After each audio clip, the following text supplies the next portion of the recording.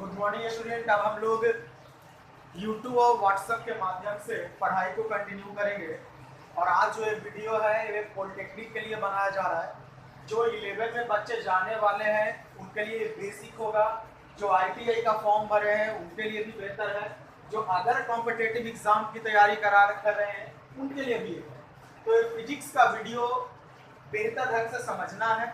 और हमारा आज का टॉपिक है दूरी और विस्थापन। ये हमारा आज का टॉपिक। इसको अच्छा से पहले समझना।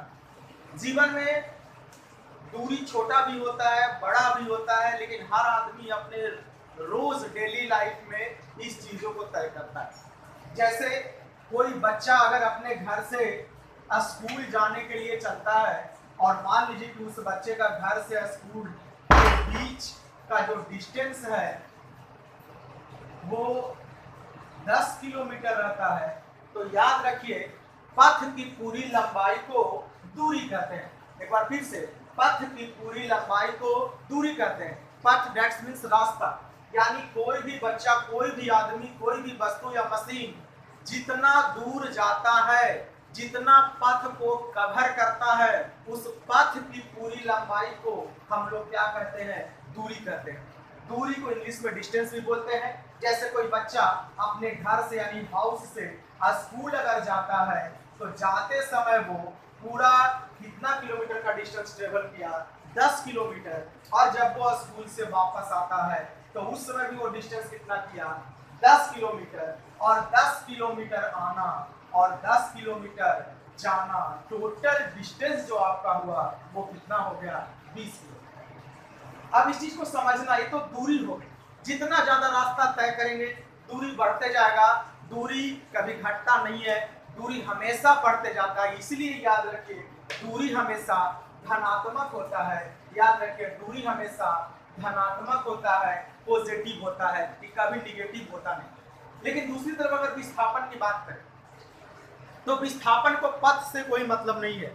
विस्थापन को मतलब सिर्फ एक चीज से है, और वो है कि उसका प्रारंभिक और अंतिम स्थिति क्या है। जैसे सपोज्ड है, एक एग्जांपल लेकर के इसको समझते हैं और प्रारंभिक और अंतिम स्थिति को क्लियर करते हैं। जैसे हम लोग पटना से दिल्ली अगर जाते हैं, सपोज्ड है, तो मान लीजिए कि बाई ट्रेन दोनों के बीच का डिस्टेंस 1000 किलोमीटर होता है। तो अगर पटना से दिल्ली गए 1000 किलोमीटर, हमारी प्रारंभिक स्थिति पटना है और इस समय अंतिम स्थिति दिल्ली है। तो इस सिचुएशन में दूरी भी 1000 किलोमीटर और विस्थापन भी कितना? 1000 होगा इस सिचुएशन में, इस केस में। लेकिन अगर वो व्यक्ति पुनः दिल्ली से दोबारा लौट करके पटना आ जाएगा तो याद रखिए उसकी प्रारंभिक स्थिति और जो लौट करके आया तो अंतिम स्थिति दोनों एक हो गया। तो जब प्रारंभिक स्थिति और अंतिम स्थिति एक होता है तब उस सिचुएशन में विस्थापन 0 हो जाता है, शून्य हो जाता है। तो इसका सीधा सा मतलब है कि दूरी और विस्थापन दोनों अलग अलग चीजें हैं। दूरी हमेशा पथ की लंबाई पर चलती है, लेकिन विस्थापन हमेशा प्रारंभिक और अंतिम बिंदु पर चलती है। तो इसलिए आपको ये चीज समझना होगा कि विस्थापन जब भी निकालेंगे क्वेश्चन में तो प्रारंभिक और अंतिम स्थिति को देखें, इसके अलावा कुछ और देखने की जरूरत नहीं है। एक एग्जांपल और हम लोग लेते हैं। जैसे सपोज्ड है इस टाइप का एक ग्राफ आपको दे दिया, ये पॉइंट O है, यहाँ पर A है, B है, C है और ये पॉइंट आपका D। डिस्टेंस दिया हुआ है 0, 10, 20, 30, 40। इस तरह से आपको डिस्टेंस दे दिया गया। अब थोड़ा सा इसको समझने का प्रयास करते हैं। अगर कोई आदमी O पॉइंट से चल करके B पॉइंट पर जाता है, ध्यान देना यहाँ पर एनर्जी यहीं पर लगाने की जरूरत है। थोड़ा सा ध्यान दीजिएगा, भटकाना नहीं, इधर उधर ध्यान नहीं देना है। अगर कोई आदमी O पॉइंट से D तक जाता है, यहां तक इंसान पहुंचा और दोबारा वो B से वापस बी पर आ जाता है। पहले कहां से, जीरो से यानी ओ से, इंसान ओ से डी पर जाता है और डी से बी पर वो वापस आता है। तब आपसे पूछेगा कि दूरी क्या है, विस्थापन क्या है। तो याद रखिए दूरी का मतलब पथ की लंबाई। तो ओ से जब डी तक गया तो ये लंबाई आपका किलोमीटर में है, तो ये कितना डिस्टेंस ट्रेवल किया, 40 किलोमीटर।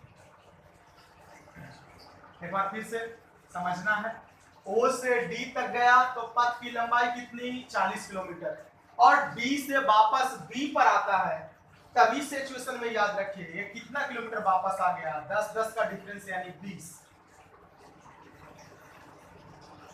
तो पूरी दूरी इसकी कितनी हो गई, 60 किलोमीटर।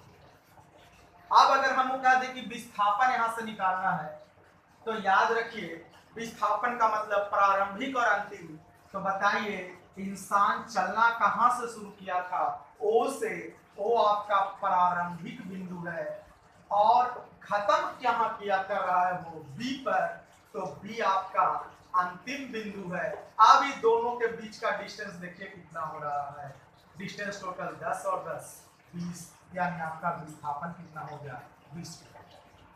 तो आप हमेशा दिमाग में रखना है आपको बना करके कि विस्थापन प्रारंभिक और अंतिम बिंदु पर चलेगा और दूरी पथ की पूरी लंबाई पर चलेगा। That's clear. एक और एग्जांपल आपको समझा रहे हैं।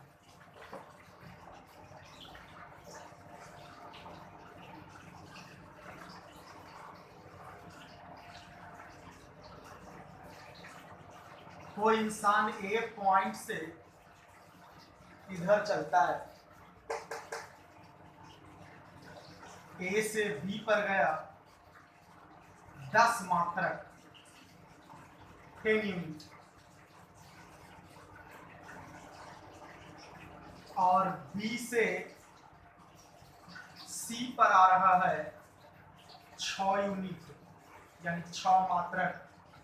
तो आपको कह देगा कि विस्थापन क्या होगा, विस्थापन को बताएं। श्योर शॉर्ट क्वेश्चन है, यहां से एक क्वेश्चन जरूर आता है आपके पॉलिटेक्निक, आईटीआई या कॉम्पिटिटिव एग्जाम में फिजिक्स से। तो याद रखिएगा आपको पकड़ना है प्रारंभिक और अंतिम। इंसान प्रारंभ कर रहा है चलना ए से और खत्म कहां पर हो रहा है, सी पर। तो आप देखिए आपका विस्थापन कौन हो गया, एसी।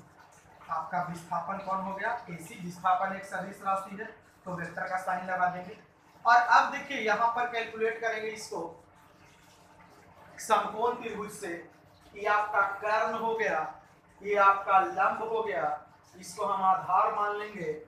तो अंडर रूट कर्ण का स्क्वायर माइनस क्या हो गया, लंब का स्क्वायर, यानी कि 100 माइनस 36 अंडर रूट 64, यानी हमारा विस्थापन कितना हो गया, 8। और अगर इसी सिचुएशन में पूछ दे कि दूरी कितनी हो गई, तो आपको निकालना है दूरी बराबर ए से बी और बी से सी, यानी कि A B plus B C, यानी कि कितना हो गया, 10 प्लस 6 यानी कि 16। ये आपका दूरी है। 16 इकाई या मात्रा लिख सकते हैं, मात्रा की चल रहा है तो मात्रा की लिखेंगे 16 मात्रा। तो इस तरह से क्वेश्चन में हमेशा ध्यान देना है, दूरी का मतलब पूरा पथ को जोड़ देंगे, विस्थापन का मतलब प्रारंभिक और अंतिम को देखेंगे, तब जाकर के पूरा क्लियर होगा। अब क्या करते हैं कि दूरी और विस्थापन इतना सारा एग्जांपल से समझने के बाद अब हम लोग दूरी और विस्थापन को थोड़ा डिफिनेशन से, थोड़ा मेजरमेंट पॉइंट को लिख लेंगे कॉपी पर, ताकि कहीं कुछ दिक्कत ना हो।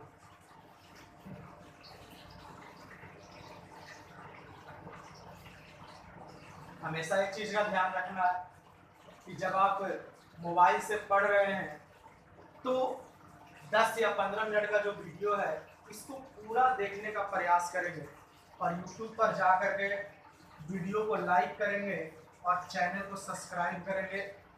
और ज़रूरतमंद विद्यार्थियों को, चूँकि अभी लिंक नहीं है बहुत सारे स्टूडेंट, उनको आप बता भी सकते हैं कि हाँ YouTube पे चालू हो गया रोशन सर का क्लास। तो याद रखो दूरी में हम पहला पॉइंट ले रहे हैं कि दूरी एक अदिश राशि है क्योंकि इसमें दिशा नहीं होती। विस्थापन में दिशा होती है, तो इधर का पहला पॉइंट हो गया। विस्थापन एक ऐसी राशि है, सदिश राशि। अभी आपको बताया गया दूरी हमेशा क्या होती है, धनात्मक, लेकिन विस्थापन दोनों हो सकता है, तीनों हो सकता है, धनात्मक भी, ऋणात्मक भी और शून्य भी हो सकता है, जीरो भी हो सकता है। तीसरा पॉइंट पर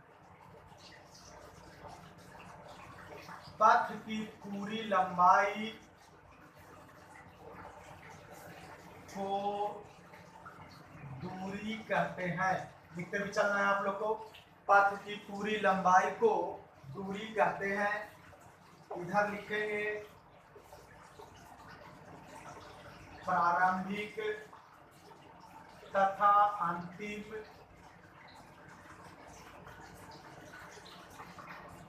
बिंदु के बीच की दूरी को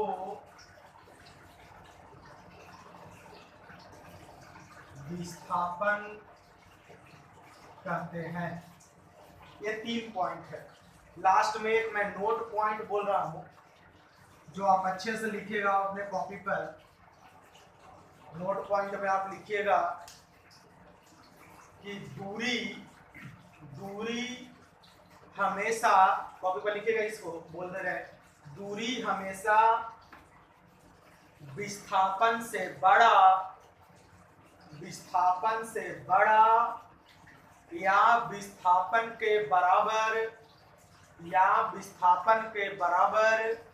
होता है, विस्थापन के बराबर होता है, लेकिन विस्थापन से छोटा नहीं होता है, लेकिन विस्थापन से छोटा नहीं होता है।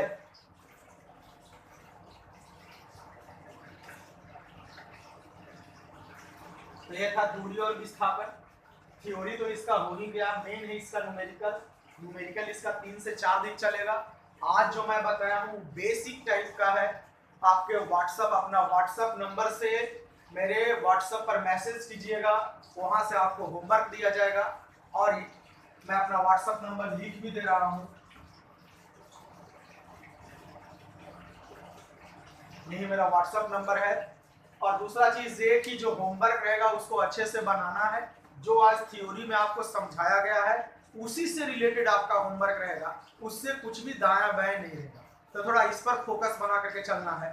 और लास्ट में आप लोग से यही कहना है कि थोड़ा सा धैर्य बना करके, मन लगा करके पढ़ना है, क्योंकि एक कठिन समय है, रुकना नहीं है। क्योंकि इंसान के जीवन में जिस समय गति नहीं होगी, रुक जाएगा, उसका जीवन खत्म हो जाएगा। जैसे तालाब का पानी रुका हुआ रहता है, उसमें महक आ जाती है, कीड़ा लग जाता है, लेकिन जो नदी का पानी होता है, समुद्र का पानी होता है, उसमें कभी कीड़ा नहीं लगता है, क्योंकि उसमें गति होती है। इसलिए आप लोग भी उस समुद्र और नदी के पानी की तरह बहते रहिए, कभी रुकिए मत। नहीं तो रुकिएगा तो आपके अंदर भी कुछ ना कुछ खराबी, बुराइयां आ जाएगी। इसलिए आपसे यही रिक्वेस्ट है कि अच्छे से वीडियो को देखिए। तो पहला वीडियो है पार्ट 1, धीरे धीरे और बेहतर होते चला जाएगा। तब तक के लिए जय हिंद, जय।